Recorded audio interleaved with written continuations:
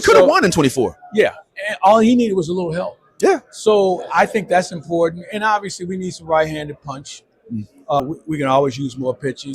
Yeah. But those things are achievable.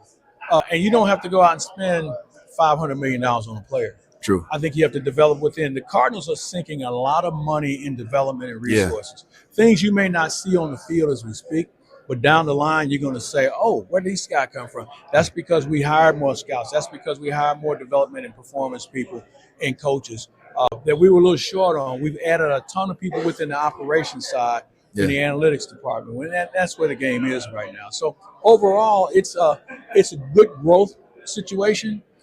I think it's going to happen sooner than later because as you look around baseball, man, it's amazing how teams get healthy overnight. That's true. That's true. And a lot of them do it internally. And I think that's what's going to happen with the Cardinals. I don't think you're going to see them go out and overspend on players that can't help them win right now.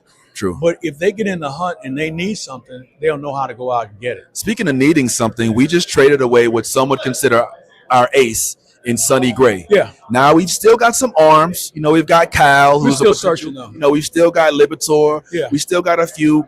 Do you think we have enough? No. I know last year, No. if I'm gonna be honest, our pitching was very suspect. Bullpen was outstanding. Yeah, bullpen came Starting through. pitching was Especially a JoJo. little short. So in answer to your question, no, we're not there yet. So how do we get there? Do we give some of the young guys a chance? Maybe see what they have? You can always go out and find pitching. Now, you're going to have to pay for it. Yeah. But I think the Cardinals are trying to hold off on doing that and give their internal guys an opportunity before they decide to go out and say, all right, we need a number one or we need a number two. Yeah. I don't know if there's a number one in the rotation right now. Yeah. So that's something. But why go out and spend that kind of money on a team that's not ready to win? I guess so. So we'll be all right. In terms of being all right, one of the glue pieces, in my opinion, in 2025 was Wilson Contreras. And even though he got hurt toward the end and got hit, I think about 16 or 17 times, he was one of the veteran voices outside of Nolan Arenado. And he's clearly stated he wants to come back.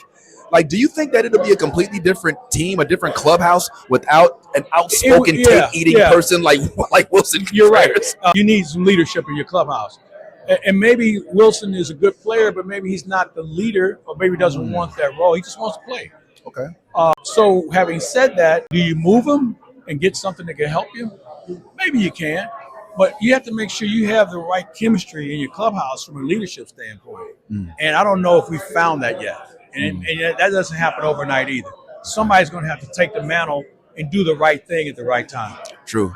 Agree. Okay, so are we over 80 this year? What you think? Yeah, we'll be fine. Over 80? Yeah, we're going to be over 500 this year. All right, Mike, I'm going to come and find you. If we're one under, if we're at 80 and not 81? I talk so much, I'm the easiest person to find, man. Don't worry about it. Mike Claiborne, KMOX, guys. Make sure we check him out. Thank you so much, my friend. pleasure, my friend. We'll check you a little later. Thanks, All man. right.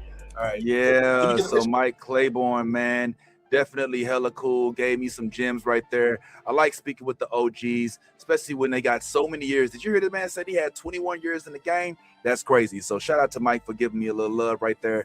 And yeah, for having some hope with the Cardinals, I guess is all you really can have at this point, right?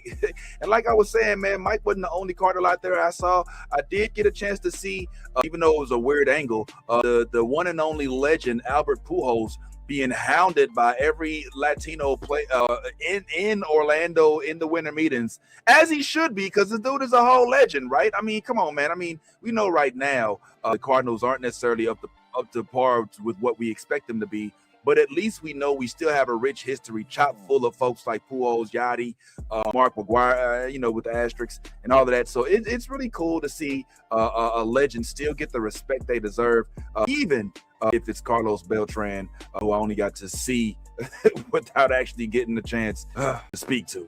All right. Well, there are some others, like I said, as well, as we'll start trying to wrap this up real quick. In addition to these media members, Michael, of course, we have the younger generation with Katie Wu, who works for The Athletic. Katie Wu was one of my sources of information with regard to the Cardinals in 2025, as she had a podcast called Cardinal Territory. In addition to the articles, which I encourage you all read, she definitely kept us informed and even had some of the Cardinals players on her podcast, which is something different because we don't normally get a chance to speak with the Cardinals players.